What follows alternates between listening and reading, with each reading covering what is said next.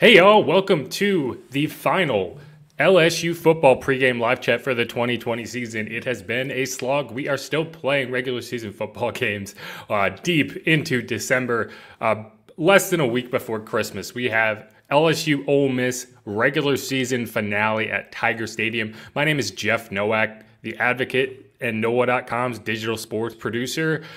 This live chat is sponsored by Creed & Creed, serious attorneys for serious injuries. Thank you to our sponsor. And before I get going here, I just want to say if you have any questions, comments, score predictions, picks to your cat, as I always ask for you, I never seem to get, please throw them in the chat and I'll get to them live as much as I can. We're just going to go through some pregame info. We're about 43 minutes from kickoff. That is at 2:30 p.m. on the SEC Network. If you get SEC Network, or you can stream that on the ESPN app.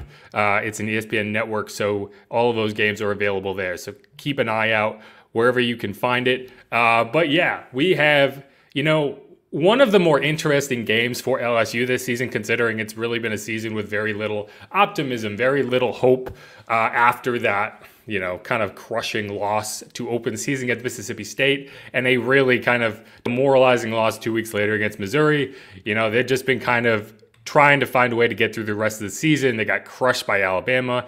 They never really pushed Texas A&M. And here we are, Ole Miss. This is going to be an interesting matchup. These are two teams that don't really they're not really factoring into the SEC race, but they're very well matched in terms of, the actual competition of the game. So for LSU fans who just want to watch a fun football game, treat this like a bowl game. LSU's not playing in a bowl this year. They self-imposed a ban. And so treat this kind of like a sending off party and a bowl game of sorts a week after a really kind of exciting win over Florida. Florida threw a shoe. And LSU came out on top. Cade York, if there's anything to be optimistic about, it's Cade York is a star kicker. It's weird to say that the kicker of your football team is one of your greatest weapons, but he really is. That 57-yarder he hit to beat Florida ended up being the game winner when their excellent kicker missed from 51 going the other way. You can take that for granted because the LSU had Cole Tracy a couple years back, and obviously Cade York was there for the title run. But it wasn't that long ago that LSU could not kick field goals to save their lives. And having a guy like him, who you trust from 57, in the fog, he couldn't even see the uprights. When he was asked about it after the game, he said, "Yeah, I think I could see it. Did it go through the middle? I think it went through the middle." And it was never even a question. That would have been good from 60. And he's going to be kicking on Sunday someday, I think. He should be in the Lou Groza consideration. He's made the most 50-plus yard kicks of any kicker in college football this season, at least going into today. And that's really impressive. He's a sophomore, and he's a guy to be excited about. Same with Max Johnson. He'll be out there again today against Ole Miss. This is expected to be a high-scoring game.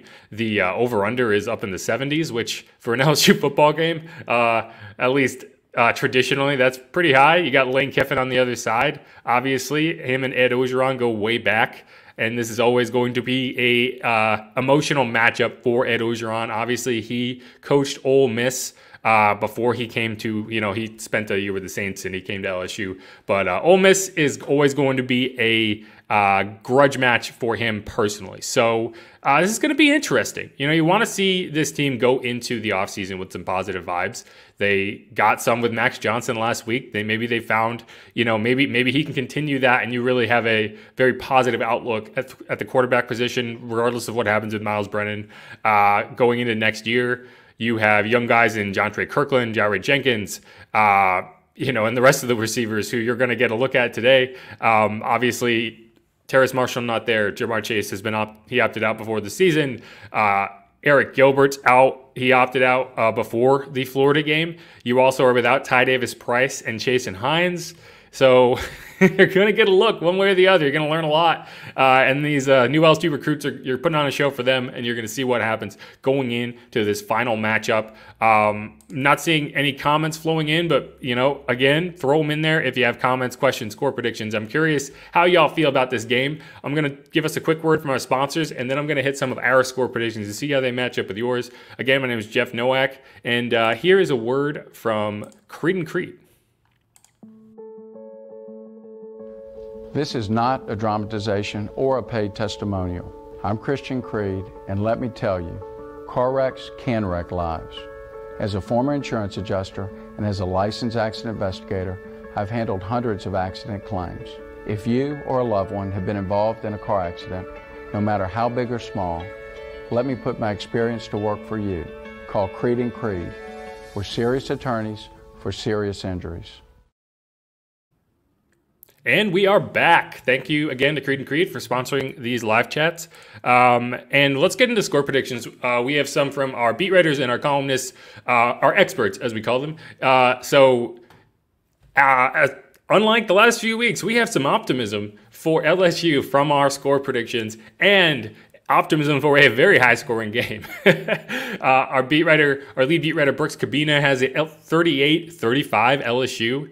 That would hit the over just barely. And, you know, it's looking like a track meet if you believe some of the coverage that's out there. 38-35, that would be a very exciting, high-scoring game. Max Johnson would have to, you know, show proficiency within the offense. I don't think Ole Miss is a world-beating defense, but he's gonna be, you know, fighting against the lack of, you know, proven weapons. You know, Kayshon Boutte was the biggest hit last week. He got behind the coverage a couple times. Florida just didn't cover him on a long touchdown pass in the first half, end of the first half. And, you know, maybe there's some chemistry that they can continue to build there. But that's what Brooks has at 38-35. Scott Rabelais has an even higher scoring game, 44-37. LSU wins. You know, 44 would be one heck of an output. I think to get there, you'd probably need some turnovers. But, you know, could happen. Wilson also has it in the 40s, and 41-35, LSU wins. So we're optimistic here that LSU can keep these positive vibes going. And then here we have Sheldon, 45-42. That is one heck of a high-scoring game. Every one of these has LSU putting up between 35 and 45 points and winning the game. So we'll see. I don't think it's going to be quite that high scoring. I would put it in the 30s, but I would put LSU 35 probably. And I think the defense, you know, they're going to be undermanned, obviously, but I think the defense shows up a little better than that. I don't think defense lost 42 points. They're going to be motivated to show what they have, just like they were last week. You hope there's not an emotional letdown there. I think they hold Ole Miss to 28. Maybe 31. Maybe they kick a field goal at the end to get it to narrow the margin, get it to 31. But I'm going 35-28. LSU wins. Let's go for a couple numbers. 7 true freshmen. LSU is starting 7 true freshmen. Again, this kind of feels like a bowl game. This feels like when LSU faced off with Central Florida in the Fiesta Bowl a few years back, and all these guys had opted out. It was Joe Burrow in his first season, just kind of showed what he had, and he went out there with a bunch of freshmen and got the job done. Today you have 7 of them. You know, Max Johnson obviously back in there today, and then Cole Taylor, the hero who lost a shoe. And that's what he is best known for right now, is catching that pass and losing a shoe that Marco Wilson chucked down the field to extend that drive that resulted in LSU winning the game. So good for you. Maybe lace up the shoes a little tighter this time, but hey, you never know. 28. That's the number of consecutive starts for LSU safety Jacoby Stevens. This is his final game. You know, he hasn't had a perfect season by any stretch for LSU, but he really has been. Probably him and Jabril Cox have been the, you know, most consistent LSU defenders. He's shown some warts in pass coverage. I understand that. You know, I don't know. I think he might have hurt his NFL stock a little this season, but I guarantee you he gets drafted mid to late rounds, 5, 6 maybe. And he's a guy who I think at the NFL level is more of a hybrid linebacker than LSU has kind of needed him to be a cover safety at times this season. If you put him in the role of a CD Deuce with the Saints, I think that you have a really, really effective NFL player. You know, again, like the Mark Barron mold, where the second he gets to the NFL, he's converted to a linebacker. Landon Collins is another comp where, you know, he can't stand up as great in coverage, but he can tackle with the best of them. He can get up and play the run with the best of them. And it's good to see a guy like him just kind of get his chance in the spotlight today. Maybe he'll make a big play, but either way, keep an eye out for him. He's playing in his final game for LSU, and he's just been there. He's just been a consistent dude. 4-0. Ed Ogeron's record against Ole Miss. with LSU, obviously. He coached there from 2005 to 2007.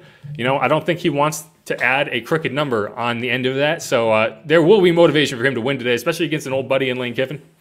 If you remember, Lane Kiffin was a guy that LSU was looking at to bring in as the offense coordinator when they gave Ed Orgeron the job after firing Les Miles.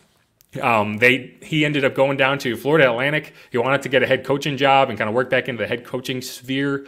And he did that. He had a successful run at Florida Atlantic, and he leveraged that into the Ole Miss job. So you can't say it didn't work out for him. LSU ended up bringing in Matt Canada, which that marriage didn't work out. He left after one season, and but all's well that ends well. At least if you end after the 2019 season, because they went with Steve Ensminger, and he helped lead the LSU and Joe Brady, obviously, and they helped lead LSU and Joe Burrow to a championship. So, I don't think there's any bad blood there, but I think there's still a lot of motivation to win that game. Also, 20. That's the number of consecutive non-losing seasons for LSU. Non-losing is important because they are not going to have a chance at a winning season today, but they can get back to 500. They are 4-5 going into this game. They're only playing 10 games, and they're not in a bowl game, so this is the chance. This is the last chance, obviously, that they have to even that record. And 20 years without a losing season, that's really how you should word this. 20 years without a losing season, that's significant. I mean, obviously this is a powerhouse. LSU has no excuse to have a losing season with the type of recruiting they do, but it's still something to look at. It's like these guys don't want to go down as the team that was the first produced the first losing record in 2 decades. So LSU is gonna have some juice coming out today. Apologies if you hear a dog barking in the background. He will not shut up. There's probably mail being delivered. I don't know. Maybe a Christmas package, but he's okay. Don't worry about him. Let's just drop on the live updates. I don't see any questions in the chat. We got a note from Kyle Watson. Go Tigers. Go Tigers. The H is important. That's when I see people quote Ed Orgeron saying "Go Tigers" with an R. It makes me physically upset because I know that there is no R in that word when Ed Orgeron says it. There's an E-A-U-X, I should say, and T-I-G-A-H-S. Get it right. Don't misquote my man Ed when he is clearly saying "Go Tigers."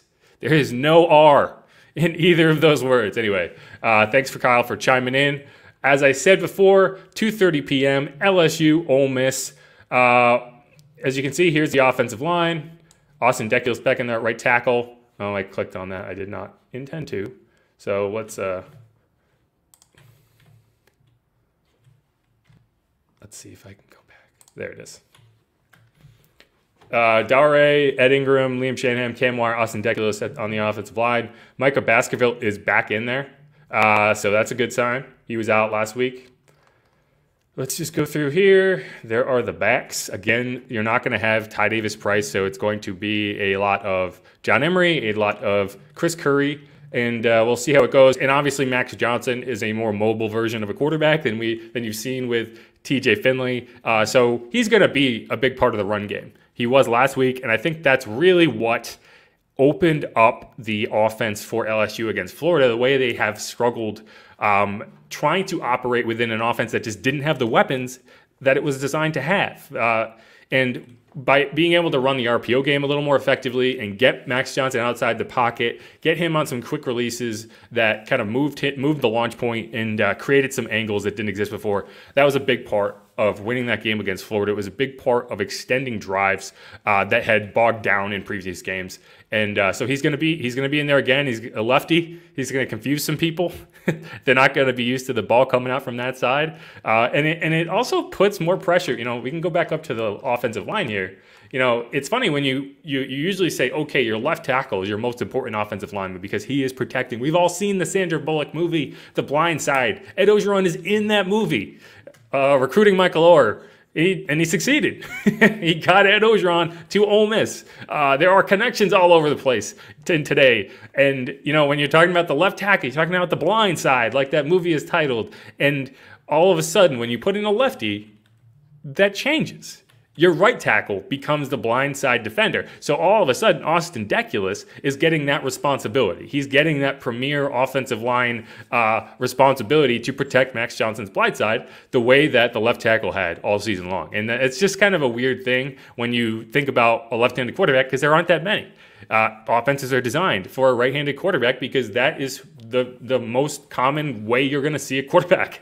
So it's just something to watch out there. It's always a little weird. The same way a lefty in any sport, a left-handed pitcher is always a bit better against lefties than righties. A left-handed jump shooter is going to, get a little bit of an advantage when people are trying to close out and they close out in the wrong hand. And you're going to see the same thing with a left-handed quarterback. We got one question from Pam Barnes. LSU grad living in Illinois. Can't find on TV. How can I see the game? Well, thanks for joining, Pam. Appreciate it, as always. So it's on SEC Network. If you have a SEC Network subscription, you should get that. It's a national broadcast, but if you don't, and you're looking for it on ESPN, if you have an ESPN, standard linear cable subscription, you should be able to find that on whatever Watch ESPN app or whatever you use to stream. It should be on there because that is where it's under the ESPN family of networks, and it should be on that service. So if you check there. Otherwise, Sling, I know that they have some options. I don't use it myself, but that is your best bet, is to try to find the ESPN app on whatever you use to stream. It should be on like Fire Sticks, and I have a Fire TV, and it's on there. So that's where I would look. But again, LSU, Ole Miss, 2:30 p.m., SEC Network. Ole Miss is a slight favorite. I want to say they're a 1.5-point favorite, which is actually more significant because this is in Tiger Stadium, and home field usually counts for about 3 points on the line. So the odds makers are hard on Ole Miss taking this. I would not bet that line. If you're a betting person, I would take LSU in this game. I think that Ed Orgeron is really good at motivating. He is a motivator more than anything else. A guy like Lane Kiffin is a schemer. Ed Orgeron is a motivator, and he's going to get these guys ready to play. He's going to get these guys, ready to run through a wall because they do not want to finish under 500. They do not want to go on the season with a loss. And Ole Miss just doesn't have that same level of fire that you're going to see from Ed and LSU today, in my opinion. Brandy, wow. I don't know what you're reacting to, but I appreciate you chiming in. I'm going to let you go. We are about 27 odd minutes from kickoff. Again, 2:30 p.m., LSU Ole Miss on SEC Network. Thank you for anyone who chimed in. Thanks for checking this out. Thanks for comments and the like. Again, my name is Jeff Nowak, NOLA.com. I'm the Advocates digital sports producer. You can follow me on Twitter at Jeff_Nowak. I'll be shifting into game mode in a couple minutes here, and you can follow along on Twitter. We have this scoreboard. If you want to check out theadvocate.com, I'll scroll up to the top here. We have a live scoreboard, live updates. If you can't watch the game, make sure to check it out here. Our reporters, and I include myself, I think we do a pretty good job of keeping you all updated with the game, and you should definitely check that out. But again, thanks to Creed and Creed for being our sponsor here. Again, it's our last LSU football pregame live chat. Thanks everyone who has joined in and watched throughout the season, and I've had a lot of fun doing it. So let's see what happens. 2:30 p.m. kickoff. As Ed Orgeron would say, go Tigers. Peace.